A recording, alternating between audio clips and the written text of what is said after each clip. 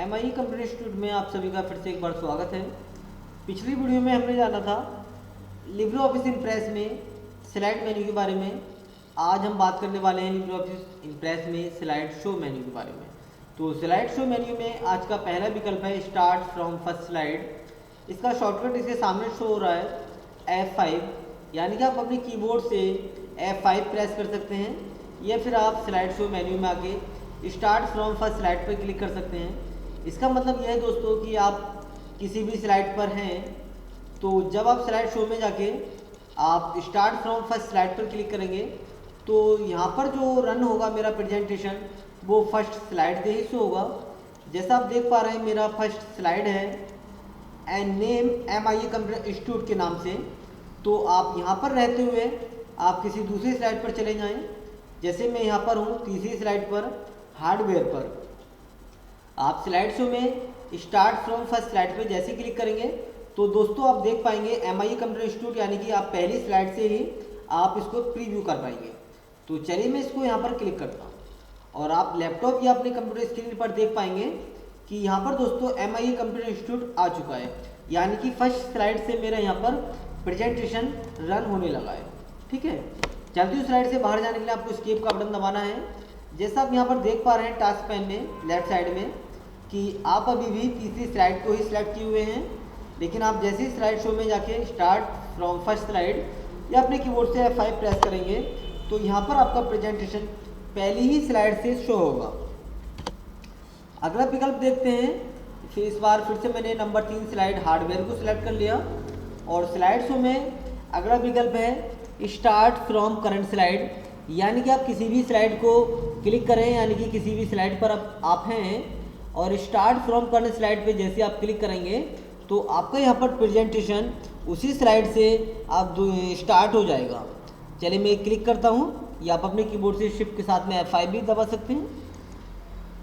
देखिए जब मैंने पहले विकल्प पर क्लिक किया था स्टार्ट फ्रॉम फर्स्ट स्लाइड जिसका शॉर्टकट F5 था, तो यहाँ पर मेरा पहला स्लाइड MIE कंप्यूटर इंस्टीट्यूट वाला आ गया था। लेकिन इस बार मैंने क्लिक किया करंट स्लाइड पर, यानी कि शिफ्ट प्लस F5 पर, तो यहाँ पर मैंने हार्डवेयर को सिलेक्ट कर रखा था और प्रेजेंटेशन में भी यहाँ पर दोस्तों आप हार्डवेयर को ही देख पा रहे हैं। फिर क्लिक करने के बाद में इससे अगली जो स्लाइड है वो यहाँ पर दोस्तों रन होने लगेगी। चलती हुई स्लाइड से बाहर जाने के लिए आप अपने कीबोर्ड से एस्केप का बटन दबाएं। ऐसा करने से आप प्रेजेंटेशन से बाहर आ जाएंगे, लेकिन आपका यहाँ से ऐसा करने से इम्प्रेस बंद नहीं होगा, यानी कि जो आपने यहाँ पर रन करा रहे थे फुल स्क्रीन पर उससे दोस्तों आप एग्जिट हो जाते हैं। फिर हमारा अगला विकल्प रिहर्स टाइमिंग। रिहर्स टाइमिंग कैसे काम करता है?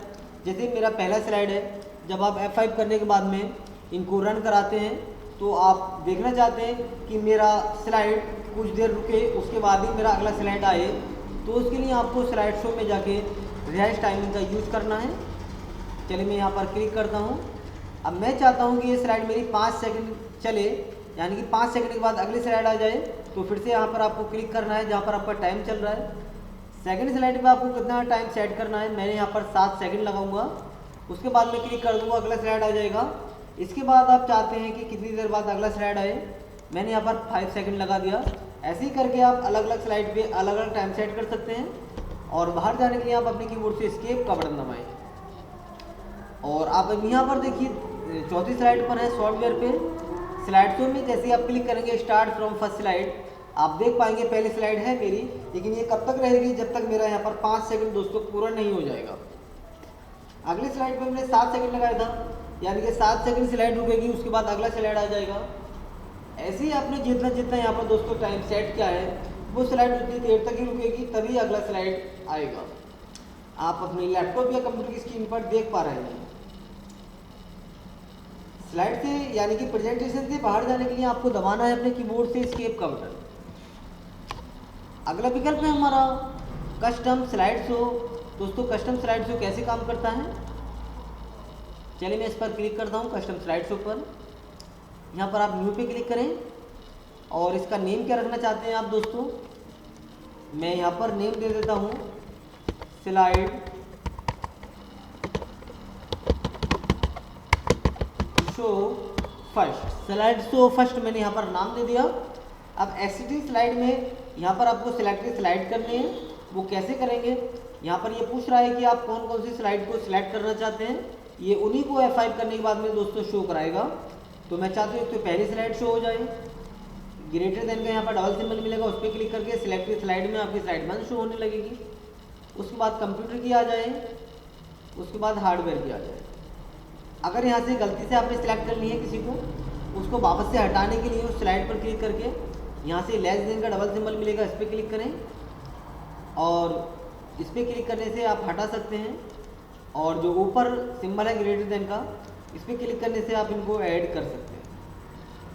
तो यहाँ पर मैंने सिलेक्टेड स्लाइड में 3 सिलेक्ट करने हैं। उसके बाद ओके पे क्लिक करें, यहाँ पर यूज कस्टम स्लाइड शो।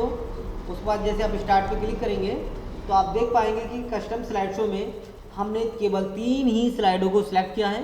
तो यहाँ पर केवल 3 ही स्लाइड आएंगी, चौथी स्लाइड नहीं आएगी। चलिए देखते हैं, ये मेरी दूसरी स्लाइड है। अब यहाँ पर मेरी तीसरी स्लाइड है। इसके बाद मुझे उम्मीद है कि कोई स्लाइड नहीं आएगी।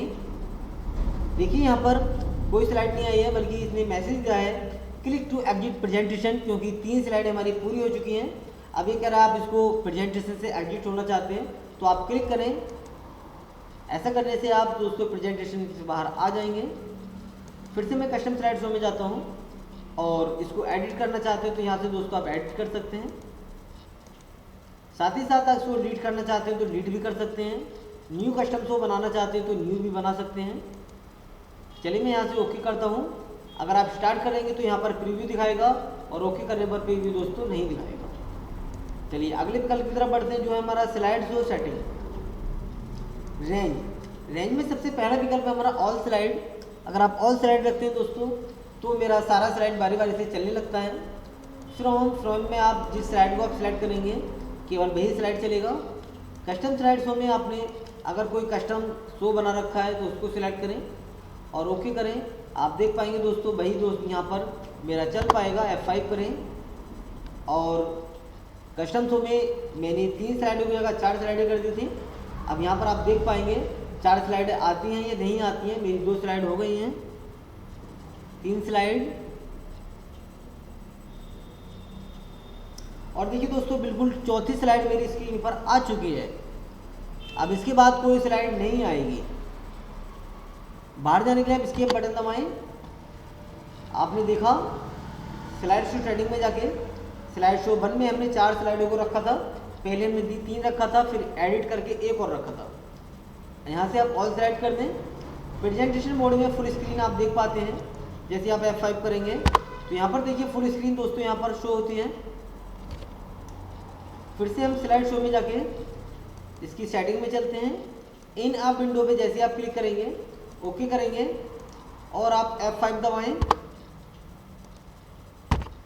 अब देखिए दोस्तों यहाँ पर मेरा रिबन बार भी शो हो रहा है, मेन्यू बार, टाइटल बार, यानी कि आपकी प्रेजेंटेशन भी शो हो रही है।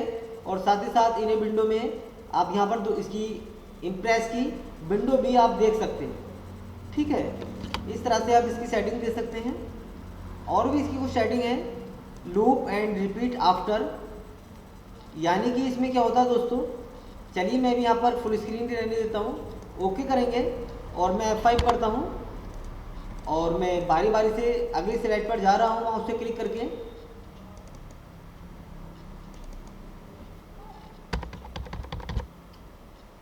देखिए लास्ट स्लाइड हो जाने के बाद फिर से ये यहाँ पर दोस्तों इन्हें विंडो में आ चुका है। यानी कि अभी आप देखिए मैं यहाँ पर 7 स्लाइड पर हूँ और मैं यहाँ से करता हूँ स्टार्ट फ्रॉम करंट स्लाइड।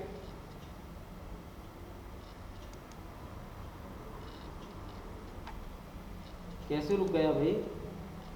चलिए सर्चिंग चल रही है, कुछ सिस्टम में प्रॉब्लम है शायद। मैं दोबारा क्लिक करता हूँ।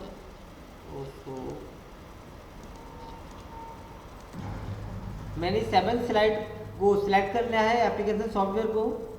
स्लाइड शो में जाके मैं यहाँ से करता हूँ स्टार्ट फ्रॉम करंट स्लाइड।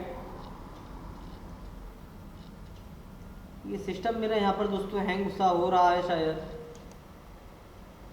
फिर से प्रोसेसिंग चलने लगी। चलिए चलने देते हैं इसको, प्रोसेसिंग कब तक चलेगा। देखिए यहाँ से मेरा जो ऑप्शन है हाईलाइट होना बंद हो गया है। चलिए मैं फिर से यहाँ पर स्टार्ट फ्रॉम फर्स्ट स्लाइड करता हूँ और अब मैं आपको बारी बारी यहाँ पर चला कर दिखाता हूँ। देखिए दूसरी स्लाइड, तीसरी स्लाइड, चौथी स्लाइड, पांचवी के लिए मैंने क्लिक कर दिया है।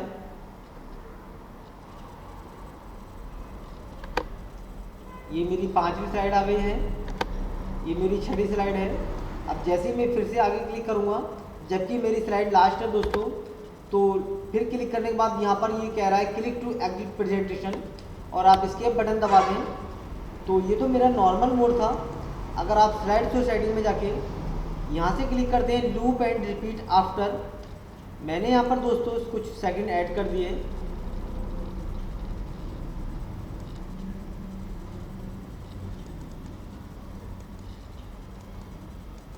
यहाँ पर मैंने दोस्तों 3 सेकंड लगा दिए हैं। उसके बाद ओके पे क्लिक करें। ओके पर क्लिक करने के बाद मैंने फिर से यहाँ पर F5 को प्रेस किया और बारी बारी से फिर लास्ट स्लाइड करते हैं इसकी। चलिए